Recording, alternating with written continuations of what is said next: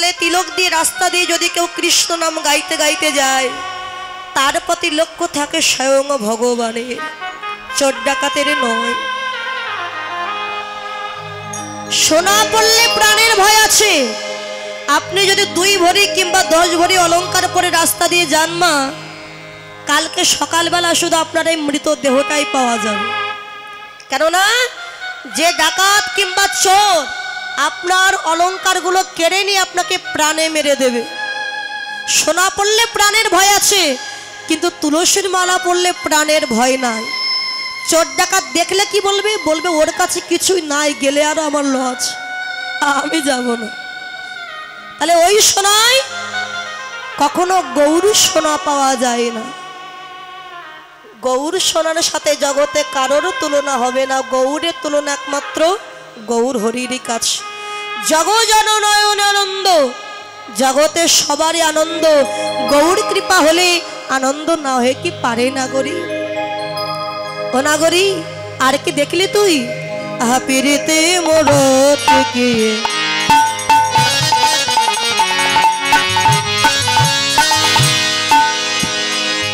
রূপসার ধর প্রীতি মূরতি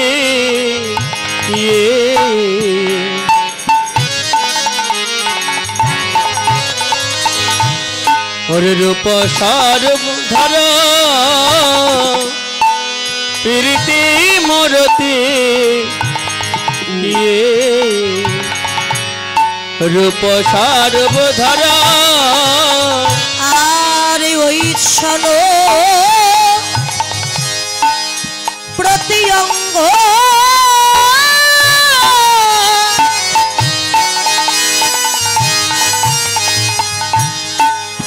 ওই না প্রতি অঙ্গ বন্ধ কিবা ওই ছন প্রতি অঙ্গ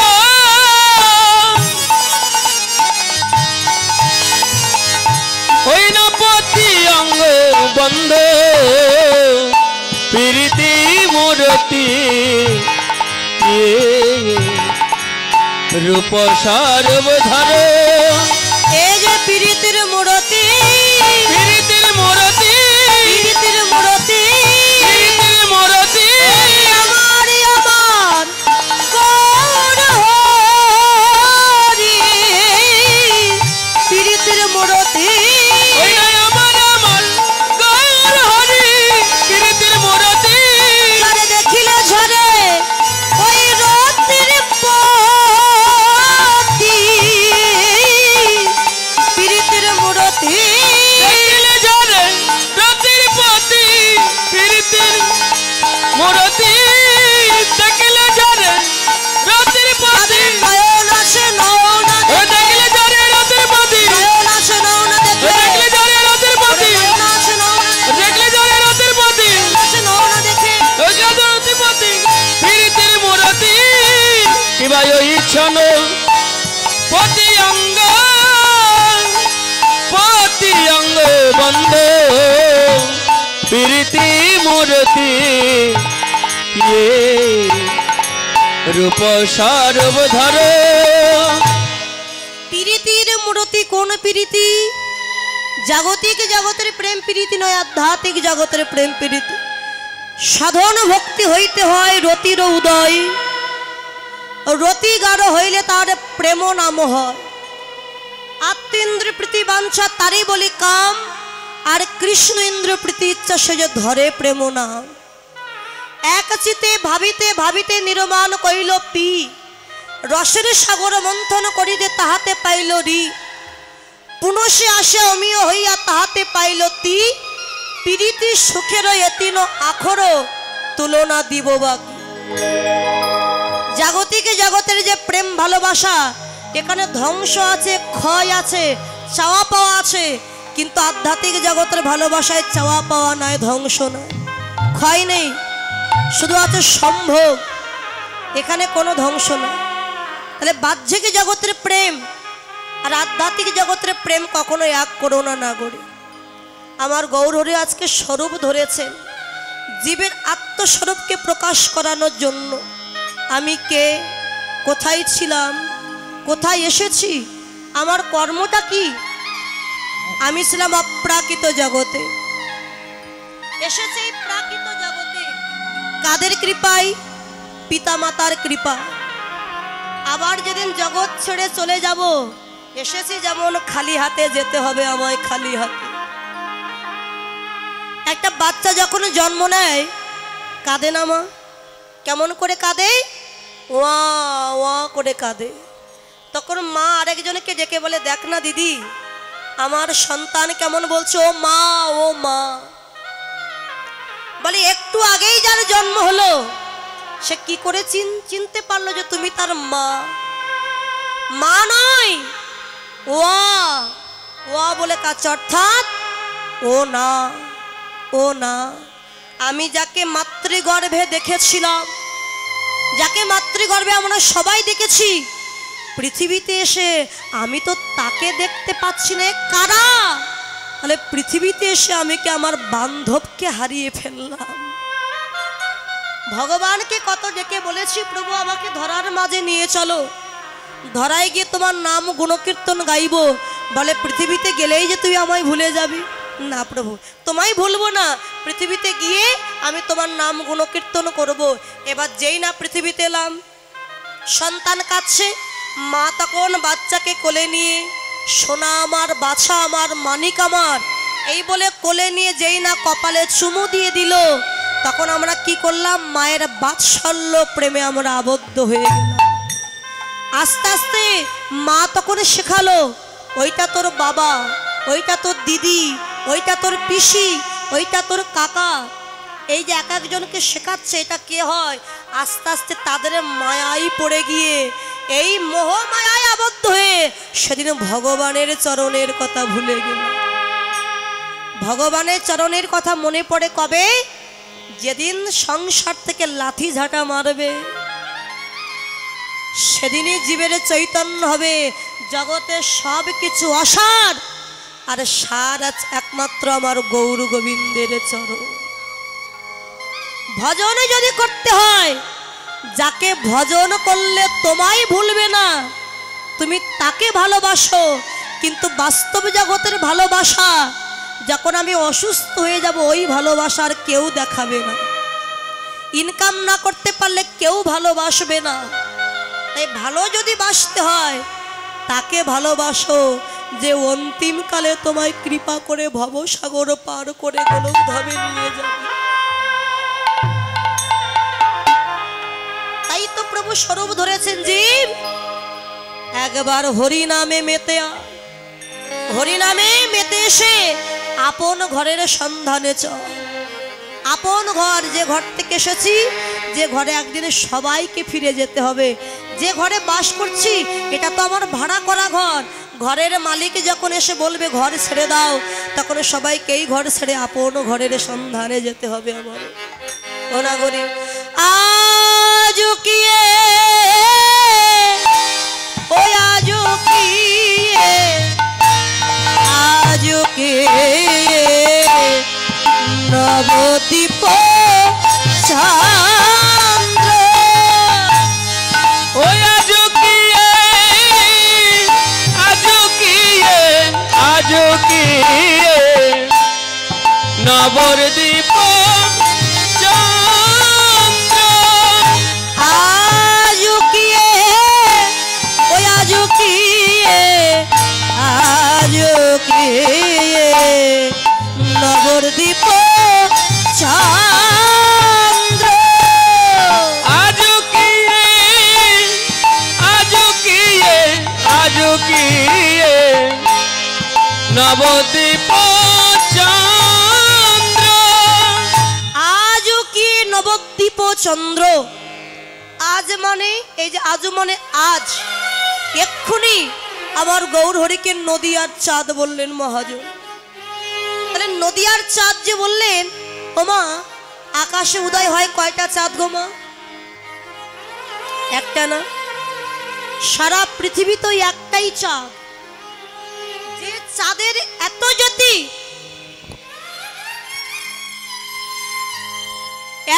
চাঁদ উদয় হয়ে সমস্ত পৃথিবীকে আলোকিত করে, সেখানে আমার গৌর চাঁদকে বললেন এই চাঁদের চাইতো আমার গৌর চাঁদ আরো উচ্চ স্তরে। কেননা বাহ্যিক জগতের চাঁদ যখন আকাশে উদয় হয়, তার কিরণ রশ্মি দিয়ে সমস্ত অন্ধকার নাশ করতে পারলেও মনের অন্ধকার, বনের অন্ধকার আর ঘরের কোণের অন্ধকার কোনোদিন নাশ করতে পারে না। কেননা ওই চাঁদ সেই পর্যন্ত তার জ্যোতি পৌঁছায় না। কিন্তু গৌর চাঁদ এমনই চাঁদ, গুরুর কৃপায় কোনো ভাগ্যবান ভাগ্যবতীর এই হৃদয় রূপ আকাশে যদি আমার গৌর চাঁদের উদয় হয়, শুধু তার বাহিরের অন্ধকার নয়, দেহাস্থিত দেহের মধ্যে যে অন্ধকার আছে, অন্ধকারকে দূরীভূত করে দিয়ে ভিতর বাহির আলোকিত করে দেয়। গৌর চাঁদের এমনই কৃপা। দেখুন বাবা, বনের রাজা হলো সিংহ। সিংহ যদি একবার গভীর জঙ্গলে প্রবেশ করে গর্জন ছাড়ে, তখন অন্যান্য পশু পাখি সিংহের ভয়ে তারা পালিয়ে যায়। তত্ত্বদর্শী বললেন এই দেহটা হচ্ছে হৃদয় রূপ বাগান। এই হৃদয় বাগানে অনেক বন্য পশু আছে, কারা? 10 ইন্দ্র ষড়রিপু। আর এই বনের রাজাকে, এই বনের রাজা আমার হরিরূপ সিংহ। গুরুর কৃপায় হরিরূপ সিংহ যদি একবার হৃদয় বনে প্রবেশ করে হরি নামের গর্জন ছাড়ে, দেহের মধ্যে যে ইন্দ্রিয় আছে যারা কৃষ্ণ বহির্মুখী, তারা একদিন না একদিন কৃষ্ণমুখী হবে। হরি বল, হরি বল। তাহলে বাহ্যিক জগতে চাঁদে কলঙ্ক আছে, কিন্তু গৌর চাঁদের কোনো কলঙ্ক নয়। চাঁদে কলঙ্ক হলো কেন? সে নিজের গুরু পত্নী তারা দেবী রূপে আকৃষ্ট হয়েছিলেন বলে চাঁদে কলঙ্ক হলো, কিন্তু আমার গৌর চাঁদের কোনো কলঙ্ক নয়। আমার গৌর চাঁদ হচ্ছে 16 কলায় পরিপূর্ণ চাঁদ। 16 কলা তাহলে কি কি? যে আমার গৌর চাঁদ, মহাজন বললেন অষ্ট সিদ্ধি কি কি? অনিমা, লঘিমা, মহিমা, প্রাপ্তি, প্রাকাম্য, ঈশিতা, বসিতা, কর্ম বসাইতা, হচ্ছে অষ্ট সিদ্ধি। আর ঐশ্বর্য কি কি? ঐশ্বর্য, বীর্য, যশ, শ্রী, জ্ঞান, বৈরাগ্য। 8 আর 6 কত হলো বাবা? 8 আর 6 হয়েছে 14, বাকি রইল এখনো 2।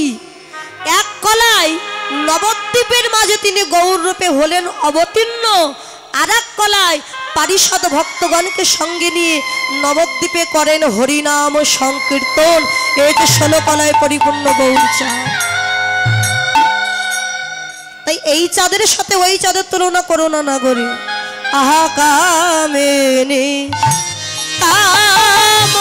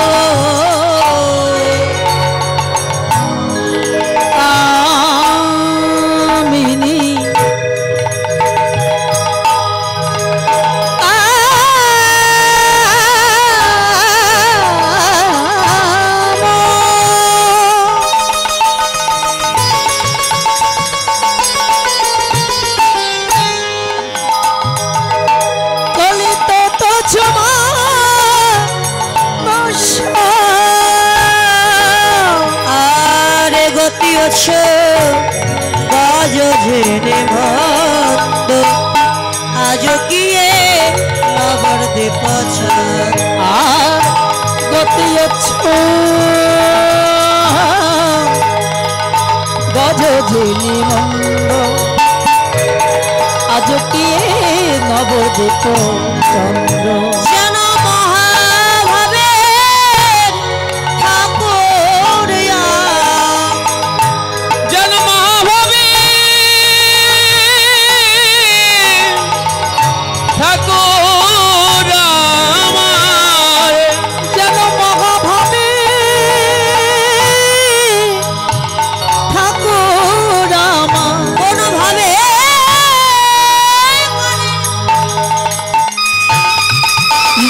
না সাউন্ডটা কি ওই নগতা গতি মহাভাবে ঠাকুর আমার ভাবে তরে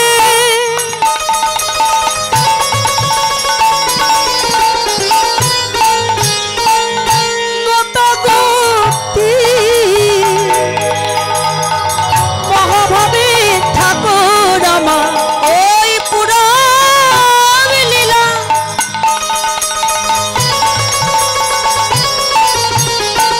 শরণ করি কোনভাবে করে গতাগতি ওই পুরা লীলা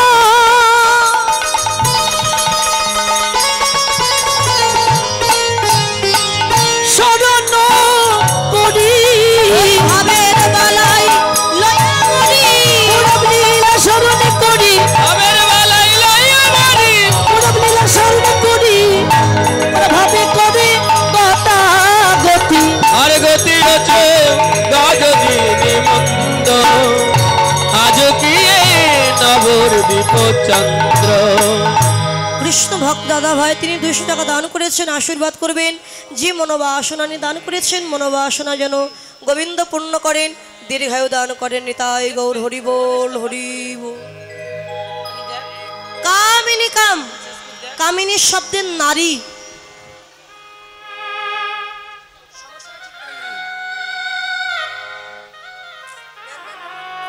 বাজে জিনিসটাই দেবে আমার এখানে সব প্রত্যেক আসরে। ভাই দেখো তো ওটা কি সমস্যা হচ্ছে। এটা আপ ডাউন হচ্ছে, হাই মারলে বসে যাচ্ছে, যে জিনিসটা বোঝে না এই সাউন্ডটা কেমন লাগছে, এটা গাইলে কেমন লাগছে, হাই উঠছে কমে যাচ্ছে কমে যাচ্ছে উঠছে। ইজি হবে এটা।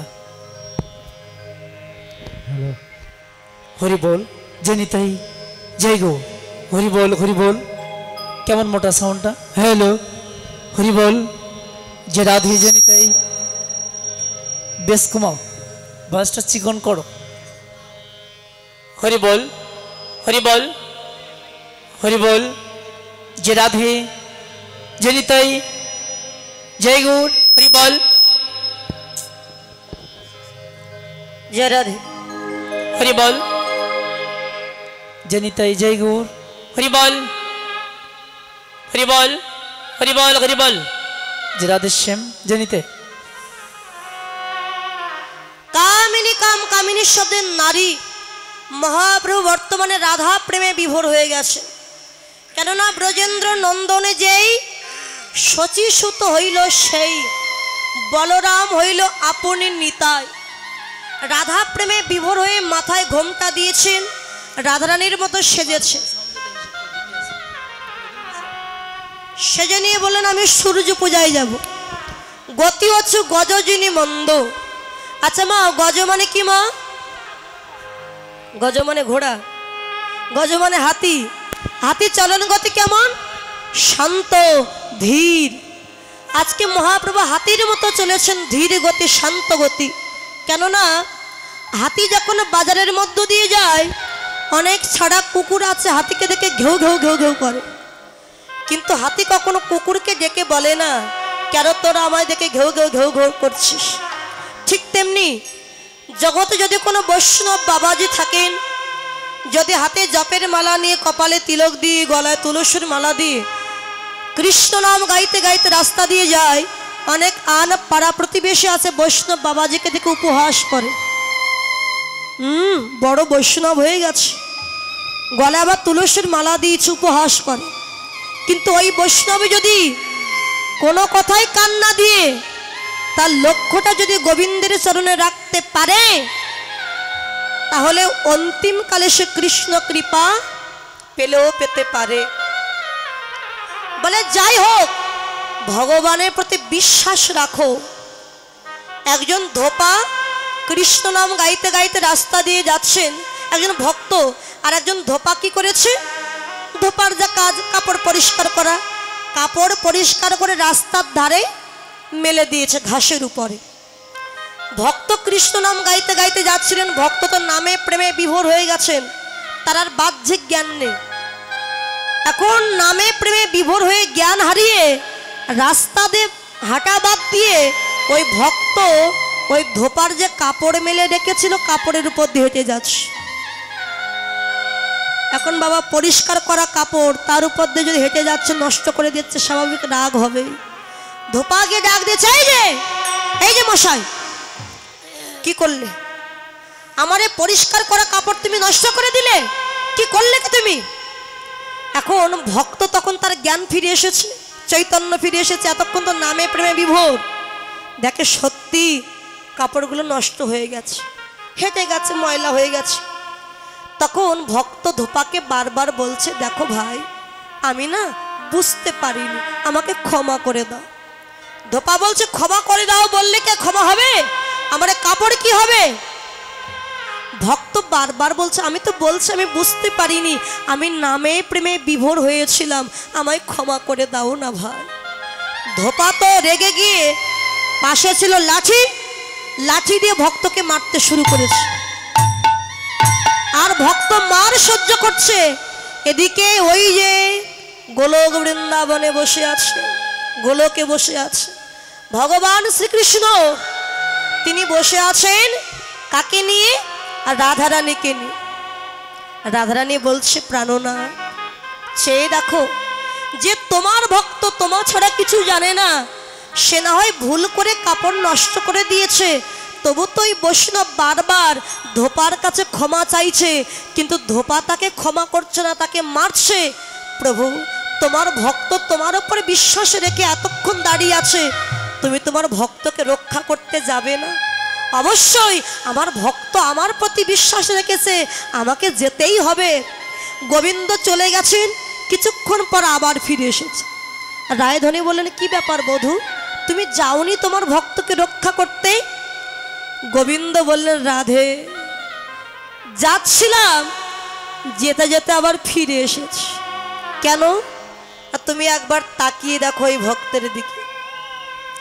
তাকিয়ে দেখছে কি, ধোপা যখন এই বৈষ্ণবকে মারছে, বৈষ্ণবের তখন রাগ হয়ে গেছে। বৈষ্ণব তখন পাশে লাঠি পেয়ে লাঠি দিয়ে ধোপাকে মারতে শুরু করেছে। ধোপা মারছে বৈষ্ণবকে, আর বৈষ্ণব মারছে ধোপাকে।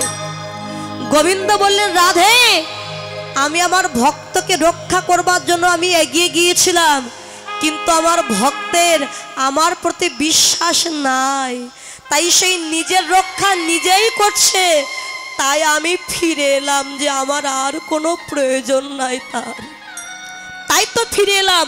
কিন্তু ও যদি আমার উপর বিশ্বাস রাখতো, আমি নিজে যেতাম আমার ভক্তকে রক্ষা করবার জন্য, কিন্তু তার যে বিশ্বাস নাই, তাই ফিরে এলাম। এই জন্য বলেন, যাই হোক, যত দুঃখ কষ্ট পাও না কেন, তার প্রতি বিশ্বাসটা রাখো, একদিন না একদিন ঠিকই কৃপা হবেই হবে। তাই মহাপ্রভু যখন যাচ্ছেন, যেন হেলে দুলে যাই রে, হেলে দুলে যাই রে, হেলে দুলে যাই রে, গৌর কিশোর আমার হেলে দুলে যাই রে, গৌরী কিশোর আমার হেলে দুলে যাই রে, গতি হচ্ছে গজনী মন্দ, গতি হচ্ছে গজনী মন্দ, মা যদি নহি পূর্ণ বাসনে আবৃত তনু, মা যদি নহি পূর্ণ বাসনে আবৃত তনু, মা যদি নহি পূর্ণ বাসনে আবৃত তনু, অহতহি পূজা বসুর, অহতহি পূজা বসুর, আমি পুজিতে যাব গো, আমি পুজিতে যাব গো, সূরজ দেবতা পুজিতে যাব গো, সূরজ দেবতা পুজিতে যাব গো, অহতহি পূজা বসুর, অহতহি পূজা বসুর।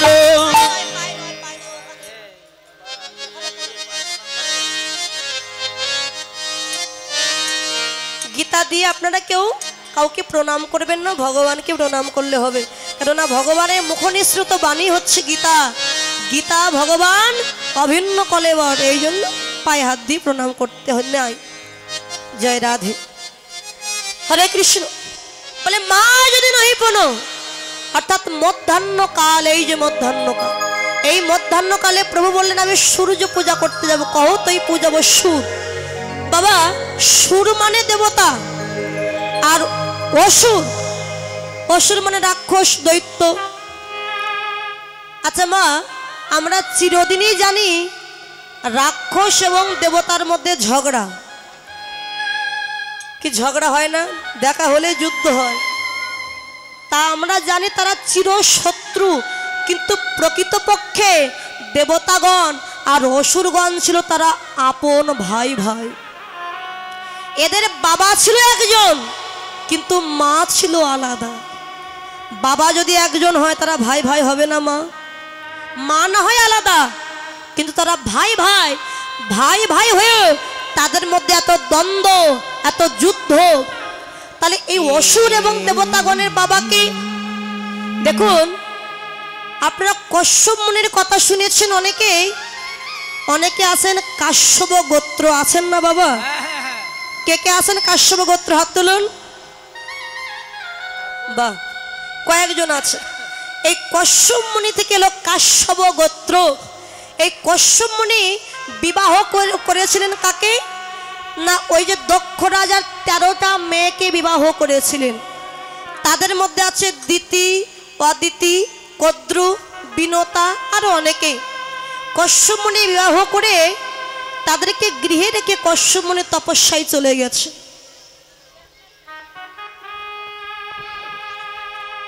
রেখে দিয়ে বসুন বসুন।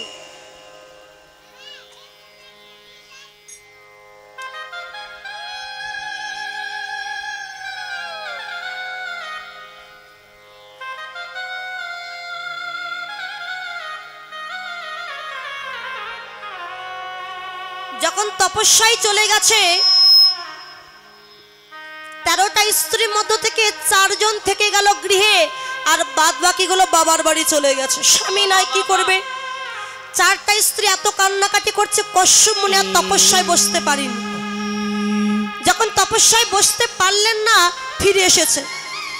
এসে তার 4টা স্ত্রীকে ডাকছে, এই যে শোনো শোনো শোনো, এদিকে আমার কথা শোনো। তোমাদের আমি বিবাহ করেছি, তোমরা তো জানো আমি মুনি, আমি ঋষি।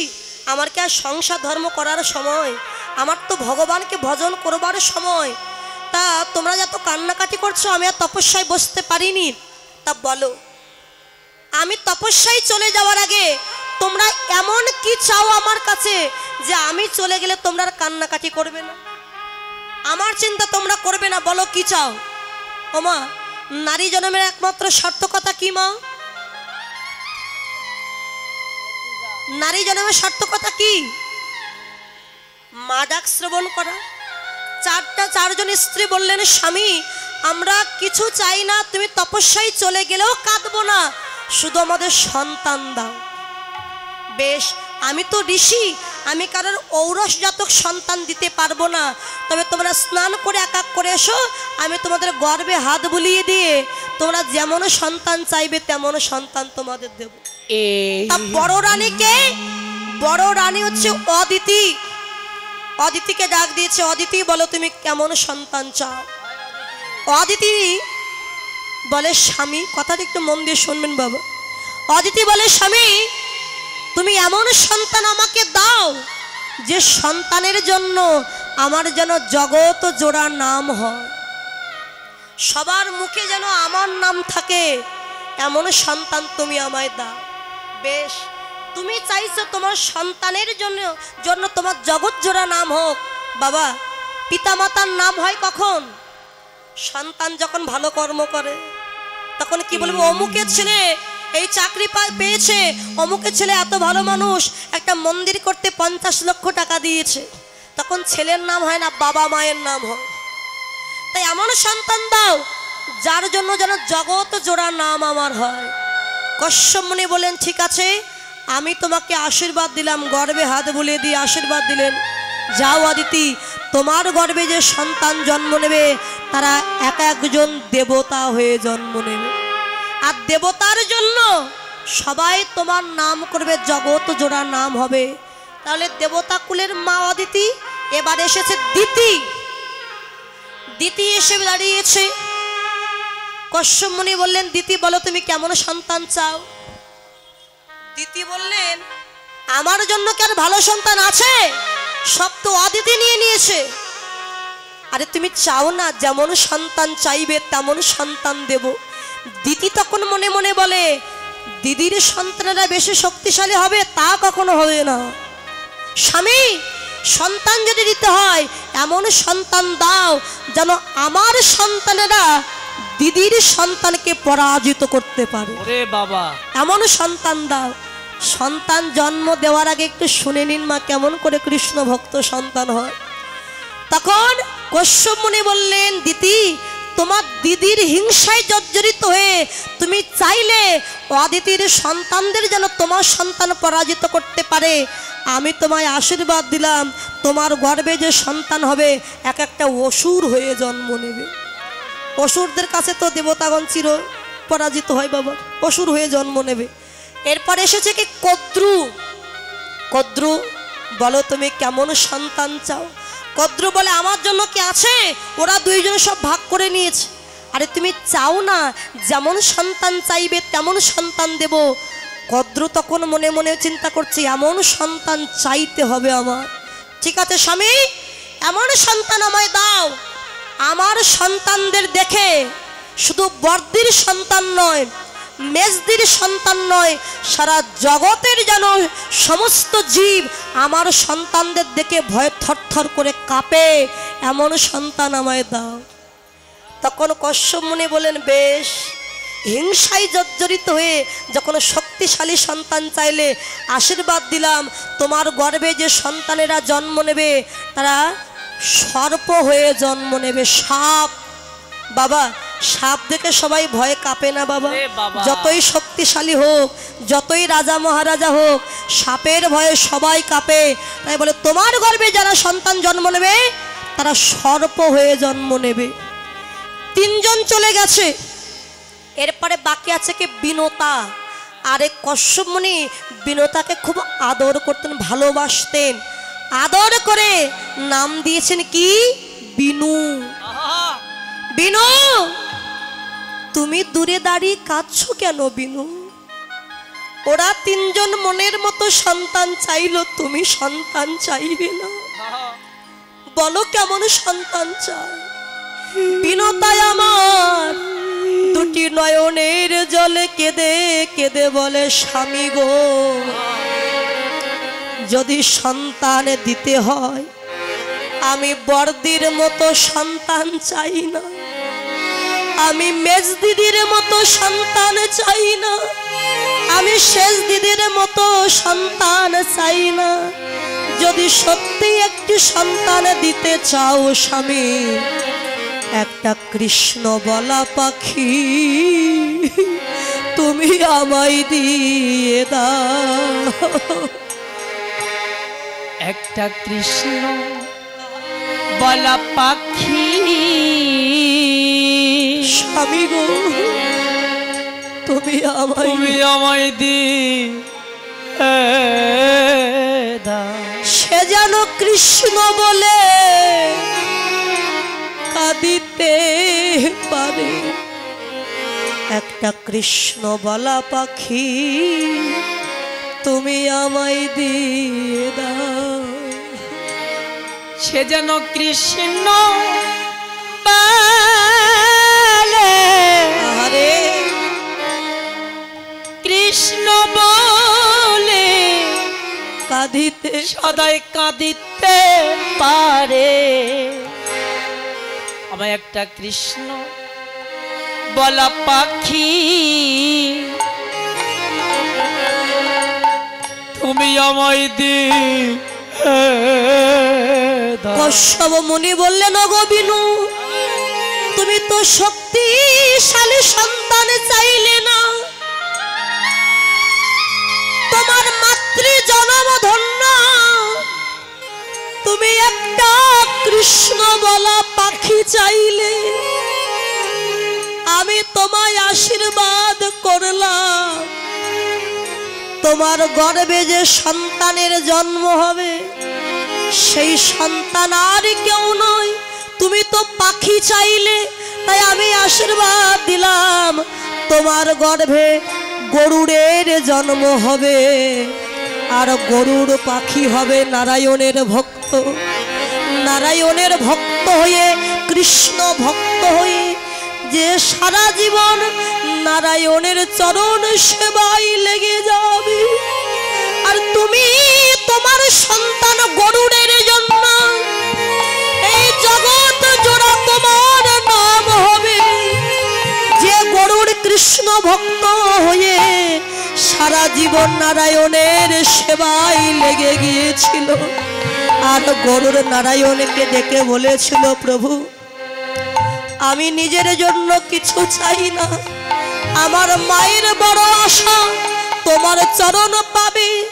আমার মায়ের তো পাওয়া হলো না তোমার চরণ, তাই আমার মায়ের অন্তিম কালে সেদিন তুমি নিজ গুণে কান্ডারি হয়ে আমার মাকে তোমার চরণে একটু আশ্রয় দিও।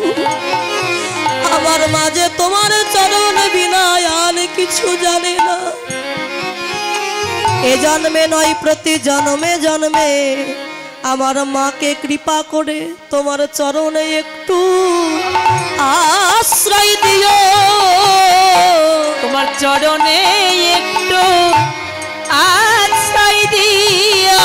যেন চরণ ছাড়া তাকে করো না গো, চরণে একটু আশ্রয় দিও। যেন চরণ ছাড়া নিতাই করো গো, ওই চরণে একটু আশ্রয় দিও। যেন চরণ ছাড়া করো না গো, তোমার চরণে একটু আশ্রয় দিও। সন্তান যদি চাইতে হয় ভগবানের কাছে কৃষ্ণ ভক্ত সন্তান চাও, যে সন্তানের জন্য তোমার 14 পুরুষ উদ্ধার হয়ে যাবে। ভগবানের কাছে সন্তান চাইতে হয়, তবেই তো কৃষ্ণ ভক্ত সন্তান পাওয়া যায়। তাই মহাপ্রভু চললেন সূর্যের পূজা করতে। রাধা প্রেমে বিভোর হয়ে বলেন, আমি তো রাধা, ললিতা বিশাখা, চল আমরা সূর্য পূজায় যাই, আর বিলম্ব করিস না। ললিতা বিশাখা কাদের বললেন না? রায় রামানন্দ, স্বরূপ দামোদর, এনারাই সেই বৃন্দাবনের ললিতা বিশাখা নামক সখী। চলো সূর্য পূজায় যাই।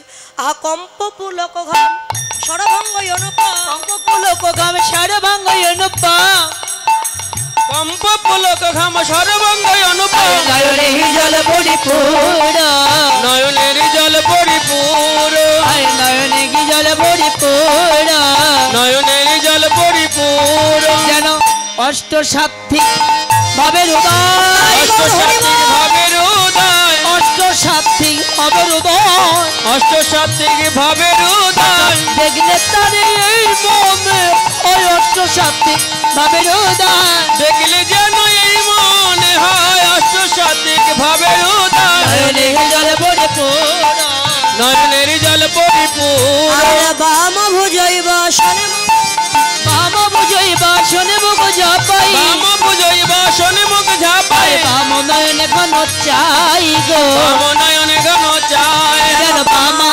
নাইকা, বাবা নায়িকা, ওই নাইকার শিরোমণি বামা নাইকা, ওই নায়িকার শিরোমণি বাবা নায়িকা।